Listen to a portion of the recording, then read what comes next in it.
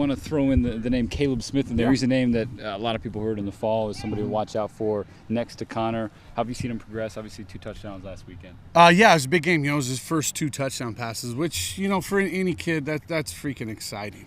You got to be happy for him, and it, I think it gives some confidence in him. When you get a touchdown grab in the Pac-12, it's a huge momentum for that individual kid. I know he came in here last year, big, highly recruited kid out of Seattle. Everybody wanted him. We were lucky enough to get him, and when I came in, I didn't realize he was only 18. He was a young pup, and there's a lot of things about this game and about life that he had to learn, and we spent a lot of this offseason, focusing on the details. He's a great athlete, but I don't care how good you are athletically. If you don't know what you're doing or how you're going to get there, you can't play fast. So we spent a lot of time just focusing on the playbook, focus on the details of run blocking, routes. What are we looking for? What are we trying to accomplish with this route as an offense?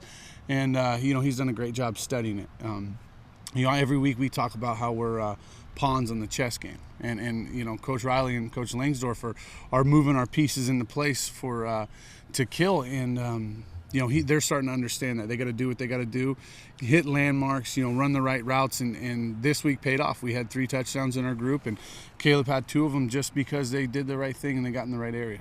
Where has he made his biggest stride? He felt last year, he joked that he would come out for a play and kind of tap Colin Kelly and be like, what do I got to do here? Where he feels like now he knows the offense like the back of his hand.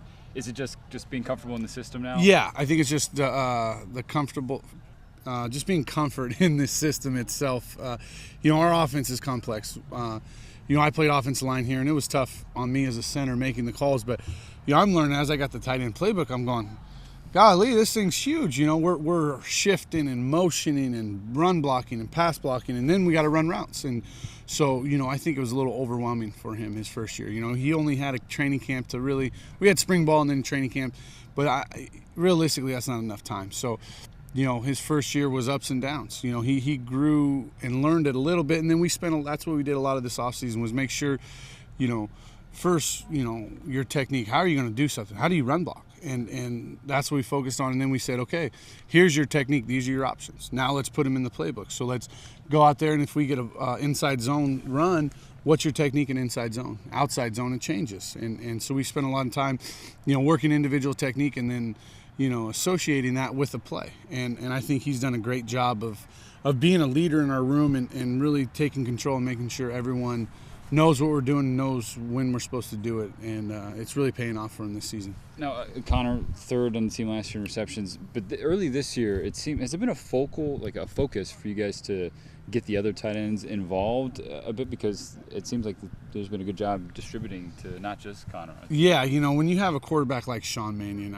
it's – I don't know if I've played, Matt Moore his senior year, but really Sean as a junior, he has done, I don't even know if good is the right word. He's done amazing at distributing the ball, reading the coverage, and getting to the open guy. And, we do a lot of stuff with heavy packages with our 3 tight end sets. And so when you do that, a guy like Connor who caught a lot of balls last year, he'll be a focus in the coverage. So we got to do a good job as a staff trying to get the other guys involved. So when Connor's not open, we got to look to the next guy. And 75% of the time the ball will come to the tight end, and then the other 50% will go to Cookie. So, if you follow that math, but because he's a great receiver out there.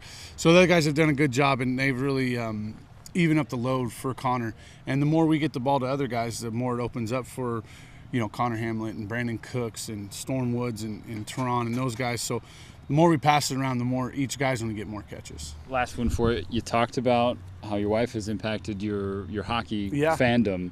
Who do you root for? And you said your vocabulary is expanded. Can you give us an example of your growth in hockey now? Oh, I got to root for the Philadelphia Flyers. That's where we met. We actually had our first date at a Flyers game. So, and kind of going back, I joked with her because I didn't want to make it awkward. I said, Aaron, the only thing I know is from the Mighty Ducks. That's my only thing I know about hockey. So, but as far as the game, I finally learned what the colors were, the blue line and the area of the hockey, the goalie the crease. Yeah, I learned about the crease. I didn't know that he, if he leaves that, he can get hit and all that stuff. So, the change, when they changed, I thought it was just crazy. But, you learn about, speed and big guys and and Lightning, Steve McCoy, our equipment manager, I go in there and I talk. We break down the game. After every morning we'll go in there, we'll talk about the game, and over a cup of Tim Hortons, and then make sure I get my my stats from my wife the night before. That way I can go in there and have a good conversation.